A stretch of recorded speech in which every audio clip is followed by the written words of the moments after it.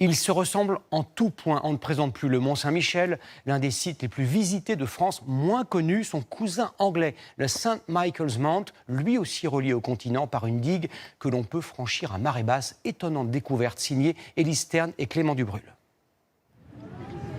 Elle semble avoir été posée délicatement sur la mer, à 400 mètres du littoral des Cornouailles.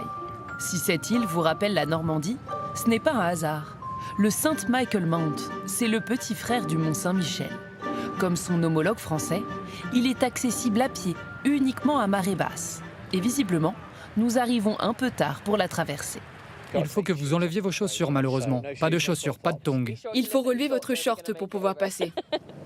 Heureusement, lorsque la chaussée est submergée, ces bateliers enchaînent les allers-retours pour conserver l'accès à l'île. En pleine saison, on fait chacun 30 à 40 allers-retours. Avec 9 bateaux, on peut emmener 5000 personnes par jour, sans compter le personnel. Le trajet ne dure que quelques minutes. Le site anglais est plus intimiste que le français plus imposant. Au lieu de l'abbaye surmontée de sa flèche représentant Saint-Michel, en Angleterre, on trouve une chapelle, construite par les moines normands au XIIe siècle. Ici, on a une statue de Saint-Michel. Il est évidemment le centre ici et en Normandie aussi. Au Moyen-Âge, les moines français du Mont-Saint-Michel développent ce site comme un second lieu de culte. Repris par la couronne anglaise, St. Michael Mount devient une forteresse de défense, puis est finalement rachetée par une famille au XVIIe siècle. Elle y habite toujours et le laisse ouvert aux visiteurs, royaux ou non. Je ne m'attendais pas du tout à ce qu'il y ait une petite sœur jumelle du Mont-Saint-Michel, enfin en Angleterre, quoi. Et je sais pas, c'était hyper étonnant. Donc, du coup, on s'est dit pourquoi pas le visiter. Moi, je trouve ça beaucoup plus intimiste, beaucoup plus agréable. En plus, il y a un peu moins de monde, j'ai l'impression, qu'au Mont-Saint-Michel français. Si les deux monts sont très différents, leurs destins ont failli se lier au XIXe siècle. La famille Saint-Aubin, propriétaire du site anglais, envisage alors d'acheter le mont français pour un projet un peu fou. Il y a une lettre qui demande que la famille Saint-Aubin, ils voulaient construire un tunnel entre les deux sites, entre Mont-Saint-Michel ici et en France. Les 330 km qui séparent les deux sites ont découragé l'entreprise. Pas de regret pour les touristes qui profitent de leur Mont-Saint-Michel préservé. Une fois que tu as vu cet endroit, tu veux immédiatement y revenir. C'est tellement beau que nous avons voulu y retourner. Peu importe vers où on se tourne, la vue est magnifique. Et particulièrement en regardant vers le bas.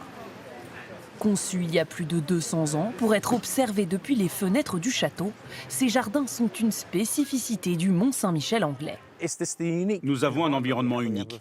Le reflet de la lumière dans la mer, la chaleur du granit, l'exposition au soleil toute la journée, du sel dans l'air, ça aide à faire pousser toutes ces belles plantes. 800 variétés de plantes parviennent à y pousser, y compris des plantes tropicales et méditerranéennes. Darren et son équipe sont aux petits soins pour en garantir la beauté. Il y a beaucoup de plantes ici que l'on n'arriverait pas à faire pousser dans notre jardin, c'est sympa. C'est vraiment un endroit à couper le souffle ici. Darren peut dire que c'est son jardin, parce qu'il habite à quelques mètres.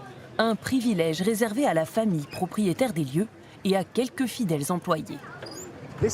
Là, c'est le numéro 1 Mont-Saint-Michel. Après 17h, on a l'île pour nous. Toute l'île devient notre jardin, en fait.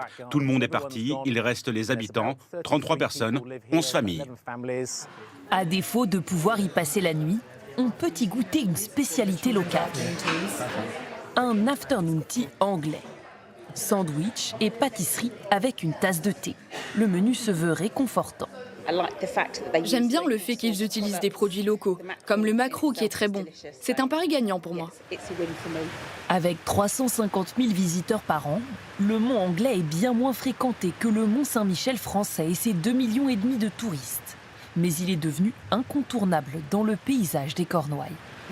La plupart des gens qui viennent dans les Cornouailles voient le mont d'assez loin et ils se sentent attirés. Ils veulent venir le visiter.